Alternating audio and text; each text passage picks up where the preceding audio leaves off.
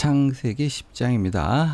우리 이제 10장 들어가기 전에 9장에 나왔던 얘기 조금만 더 하죠. 하나님께서는 방주에서 나온 노아에게 이 명령을 내리셨는데요.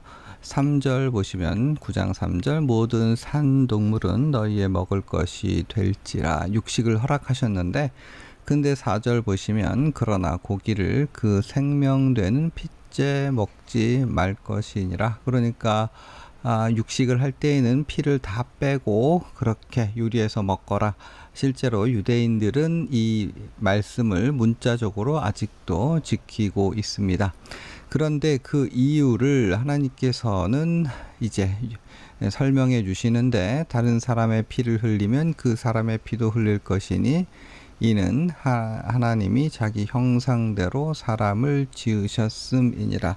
그러니까 이 논리는 뭐냐 하면, 하나님께서 모든 생명의 주인이시고 특별히 사람은 하나님의 형상을 따라 지음받은 존재로서 존엄성 귀한 것이다. 그러므로 너희가 그 생명을 귀중히 여겨야 한다. 그러므로 이 핏째 먹지 말라고 하는 하나님의 말씀은 궁극적으로 생명을 귀하게 여겨야 함을 교훈하는 겁니다. 핏째 먹지는 않으면서도 동물을 학대하거나 사람의 생명을 경시 여기는 것은 이 하나님의 명령을 정면으로 부정하는 것이다. 그렇게 생각하실 수 있고요. 예수님의 오신 이후에 이런 이제 하나님께서 우리에게 주신 예표적인 명령에 대해서는 더 이상 지킬 필요는 없는 겁니다. 그래서 선짓국, 순대 마음껏 드셔도 되겠습니다.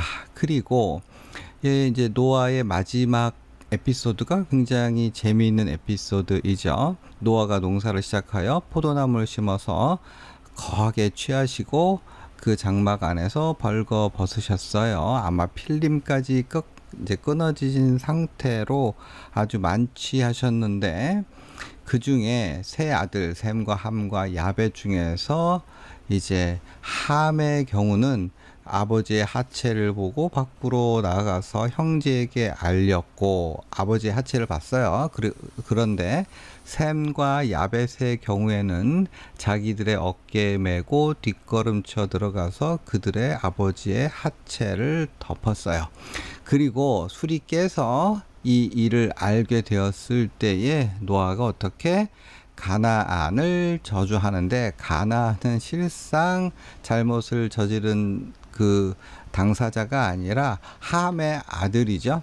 그런데 가나안에게 저주를 했고, 그리고 셈과 야벳에게는 이제 노아가 축복을 하게 됩니다. 이 구절을 어떻게 이해해야 될까? 이제 어떤 분들은 노아가 술 먹고, 그러니까 포도나무 심고 술 먹고 취한 것 자체가 문제다라고 보는 사람도 있고, 가나안이나 함이 아버지에게 이제 성적인 잘못을 저지른 것 아니겠냐 이렇게 해석하는 사람도 있습니다만, 이 본문은 여기서 노아가 술 먹은 것 자체는 아무런 문제가 아닌 걸로 보이고요. 이제 한국적인 특성에서 술이 좀 금기시되고 있긴 하지만 실상 구약 그리고 신약에 이르기까지 다 포도나무에 이제로 만든 뭐 기타 이제 술, 와인 이런 것들은 금지된 것이 아니고, 특별히 바울은 이제 디모데에게 이제 위장을 위해서 술을 좀 마셔봐라 이렇게 권면까지 하지 않습니까? 방탕함은 물론 문제지만 술 자체가 이제 성경에서 문제가 되지는 않습니다. 그렇다면 술을 먹은 것, 특히 자기 집에서 이제 벌거벗은 것, 이거 자체를 이제 성경 저자가 비난하고 있는 것 같지는 않고, 여기서 포인트가 되는 점은 아버지의 하체, 그러니까 인간의 수치를 끝까지 쳐다보지 말아라. 그러니까 하나님께서는 인간의 생명을 귀중히 여기셨는데, 그 생명의 한쪽 측면은 그의 체면, 그의 인격, 그의 존엄성 같은 것들, 것들을, 그래서 아무리 뭐 심각한 문제가 있을지라도 그 사람의 바닥을 보여줄 정도로 그렇게 몰아붙이지 말라라고 하는 것, 인격적으로 살인을 하지 말라고 하는 것이 강조되어 있다, 이 에피소드에. 그렇게 생각하실 수 있겠고요. 10장으로 넘어가시면 노아의 아들들의 족보가 나오는 거죠. 노아의 아들은 셈과 함과 야벳의 족보, 말씀드렸다시피 여기 다시 또 톨레도트라고 하는 표현 나오고요. 그 아들, 그래서 2절 야벳의 아들, 그래서 고마마야, 예전에 이렇게 왔는데 이제 고멜, 마곡, 마대, 야완 이렇게 쭉 나오고, 그 다음에 6절 보시면 함의 아들의 리스트가 나오고요. 그 중에서 이제 구스가 또 니무롯을 낳았으니 그는 세상의 첫 용사라. 그래서 이 니무롯을 이제 어떠한 소설가는 진시황으로 보는 듯한 그런 느낌으로 소설을 쓰기도 했습니다만, 뭐 그냥 재미로만 생각하시면 되고요. 14절 보시면 가슬루힘에게서 블레셋이 나왔더라로 되어 있고요. 15절 가나안은 장자 시돈과 헷을 낳고, 여기에 나온 이제 이름들은 사실 종족의 이름이기도 하고 왕국들의 이름이기도 합니다. 넘어가서 21절 보시면 셈은 에벨 온 자손의 조상이여 야벳의 형이라 라고 해냈고, 22절 셈의 아들은 엘람, 아수르, 아르박삿, 룻과 아람이요로 되어 있고, 32절 보시면 이들은 그 백성들의 족보에 따르면 노아 자손의 족속들이요 홍수 후에 이들에게서 그 땅의 백성들이 나뉘었더라 고 되어 있고, 11장 바벨탑 사건이 등장하죠. 1절 온 땅의 언어가 하나요 말이 하나였더라. 본래 인간에게 하나님께서는 한 언어를 주셨습니다. 그런데 무슨 일이 있었습니까? 2절 보시면 신할 평지를 만나 거기 거류하며 이제 음모 계획을 짜죠. 4절 보시면 또 말하되 자 성읍과 탑을 건설하여 그 탑 꼭대기를 하늘에 닿게 하여 우리 이름을 내고, 이 이름이 히브리어로 셈인데 온 지면에 흩어짐을 면하자 하였더니, 그래서 저들이 일치단결해서 성읍과 탑을 세우는 거죠. 이 의미는 하나님 없이 우리가 한번 우리의 이상사회를 건설해 보자, 내지는 홍수에 대해서 대비하는 의미로 하나님이 다시 홍수를 일으킨다고 해도 우리가 그것에 대비해서 하나님의 심판을 면해보자, 뭐 이런 의도를 생각해 볼 수 있고요. 그래서 7절 보시면 괘씸히 여기셔서 우리가 내려가서 거기서 그들의 언어를 혼잡하게 하여 그들이 서로 알아듣지 못하게 하자 하시고, 그래서 그들의 언어가 흩어지게 되니까 인간이 아무리 좋은 계획을 짜고 일치단결해도 하나님이 안 되게 하시고 흩어버리시면 끝, 뭐 아무런 소용이 없죠. 그래서 다 흩어졌고, 9절 보시면 그 이름을 바벨이라고 하니, 혼잡이라고 하는 의미고요. 바벨, 이는 여호와께서 거기서 온 땅의 언어를 혼잡하게 하셨음이니라. 여호와께서 거기서 그들을 온 지면에 흩으셨더라 라고 하셨습니다. 로 되어 있고요. 10절 보시면 셈의 족보가 나오고요. 그리고 이제 그 셈이, 그러니까 아시안계, 거칠게 말하면 셈과 함과 야벳, 노아의 세 아들 셈과 함과 야벳으로 온 세상 족속이 이제 나뉘게 되었는데, 그 중에 셈은 이스라엘 사람들을 비롯한 아시아계, 아주 거칠게 말해서 그 셈의 후손이 정리되고, 그 아래에 이제 드디어 데라의 족보, 아브라함의 아버지인 데라의 족보가 나오죠. 여기서 보시면 27절 데라는 아브라함과 이제 나중에 아브라함으로 이름이 바뀌는 겁니다. 아브람 나홀 하란을 낳고 고 하란은 그 아비데라보다 먼저 고향 갈대아인의 우르에서 죽었고요. 31절 32절 보죠. 데라가 그 아들 아브람과 하란의 아들인 그의 손자 롯과 그의 며느리 아브람의 아내 사레를 데리고 갈대아인의 우르를 떠나 가나안 땅으로 가고자 하더니 하란에 이르러 거기 거류하였으며 데라는 나이가 205세가 되어 하란에서 죽었더라라고 되어 있죠. 데라가 그러니까 아브라함의 아버지가 이제 보시면 어디로 가나안 땅에 원래 가려고 했어요. 그러나 못 갔죠. 그리고 그 데라가 죽은 다음에 하나님께서 아브라함을 부르셨습니다. 하나님의 부르심과 구원하심은 언제든지 하나님 일방의 주권적인 역사하심의 뜻에 따라 이루어지는 거죠. 여기서 족보를 잠깐 정리하고 가죠. 이제 셈, 아르박삿, 셀라, 에벨, 벨렉, 루, 수룩, 나홀, 데라. 셈이로부터 아르박삭, 셀라, 에벨, 벨렉, 루, 수룩, 나홀, 데라. 여기까지 온 다음에 아브라함과 나홀과 하란 3형제를 낳게 된 겁니다. 누가요? 데라가. 이렇게 정리해 놓으시고요. 그리고 나서 아브라함은 누구랑? 사레랑 자기 이복 누이 사레랑 결혼해서 이삭을 낳았고, 동생 나홀은 부두엘을 낳았으니 부두엘은 라반과 리브가를 낳았고요. 이 리브가는 나중에 이삭과 결혼해서 야곱을 낳습니다. 그리고 야곱이 죽게 되었을 때 리브가가 자기 오빠에게 야곱을 보냈던 거죠. 그래서 라반이 이제 자기 그러니까 오촌 조카에 해당하는 거예요. 자, 그리고 하란은 롯, 밀가, 이스가. 하란이 먼저 죽었고 롯이 자기 삼촌 아브라함의 이게 아브라함과 함께 가나안으로 가게 되는데, 그래서 자기 자식이 없던 아브라함은 자기 조카 롯을 아주 끔찍히 사랑하고 아끼죠.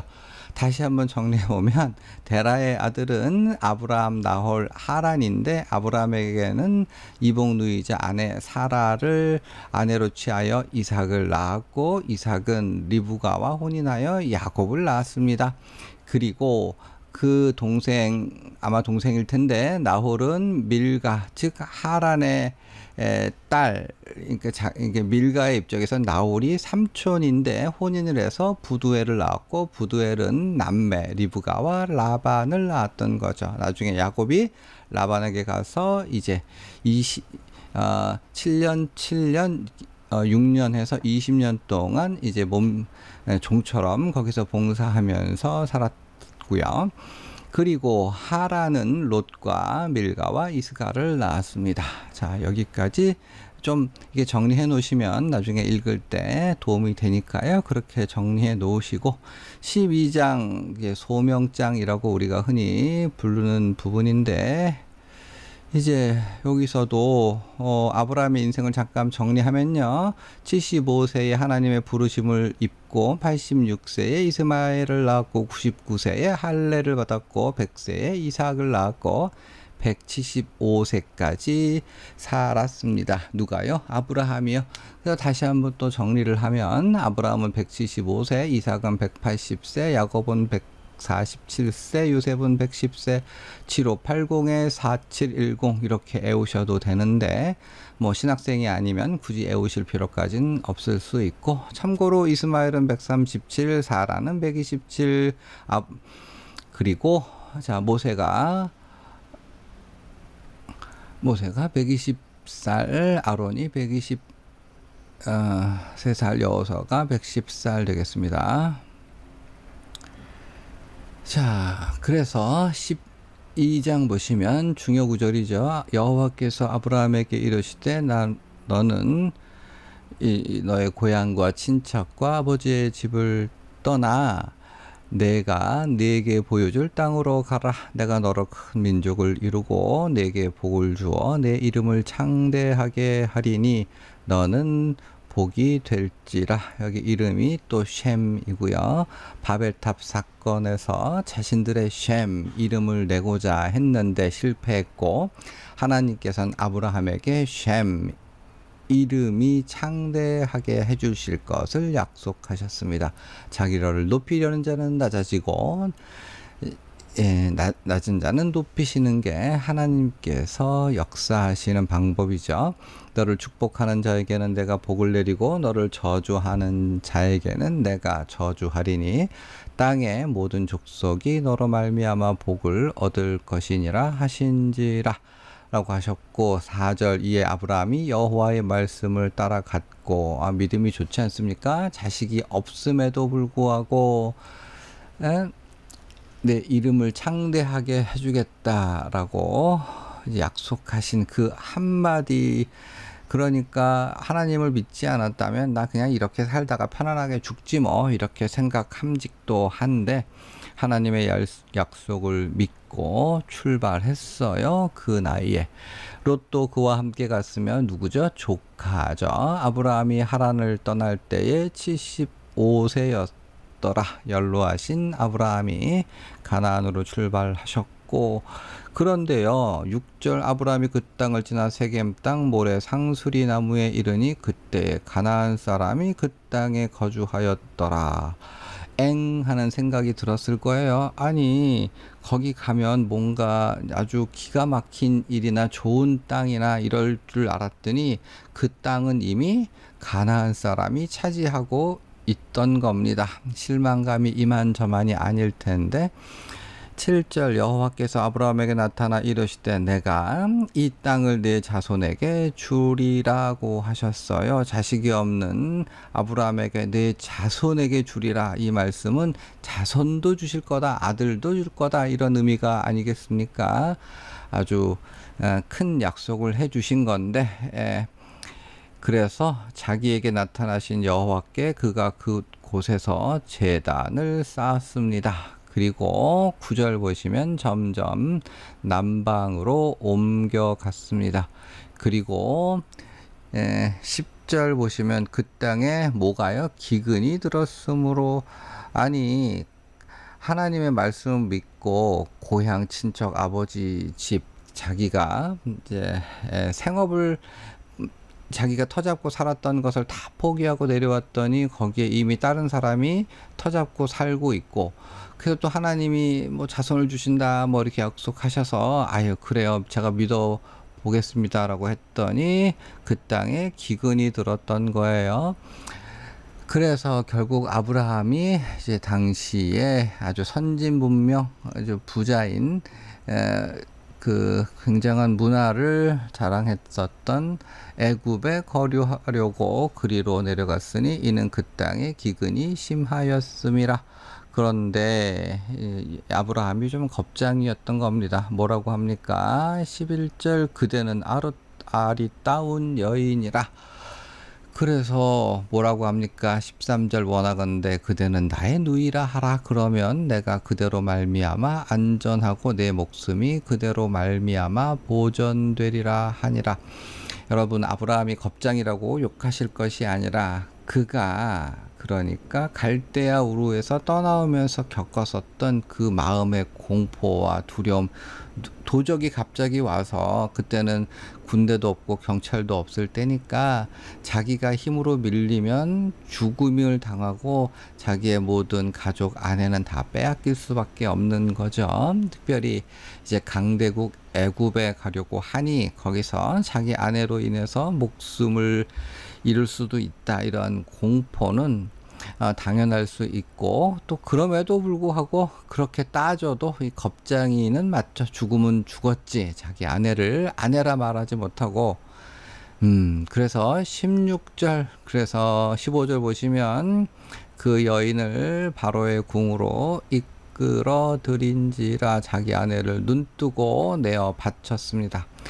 16절 이에 바로가 그로 말미암아 아브라함을 후대함으로 아브라함이 양과 소와 노비와 암수 나귀와 낙타를 얻었더라. 아이고, 이게 얼마나 부끄럽습니까? 자기 아내를 다른 사람에게 내어주고 그걸로 말미암아 양과 소와 노비를 얻었으니 그의 명예, 그리고 그 가신들이 아브라함을 볼 때 눈빛이 달라졌을 거라고 저는 생각을 합니다. 그런데 그 모습을 하나님께서 보시고 역사하셨죠. 17절 여호와께서 아브라함의 아내 사레의 일로 바로와 그 집에 큰 재앙을 내리신지라 라고 해놓고 19절 네가 어찌 그를 누이라 하여 내가 그를 데려다가 아내를 삼게 하였느냐 내 아내가 여기 있으니 이제 데려가라 하고 하나님께서 개입하여서 편들어 주셔서 역사하여 주셔서 그러니까 강한 자와 약한 자 사이에 중보자는 우리 하나님 되겠습니다. 억울한 일 당할 때 우리 같이 기도하시죠.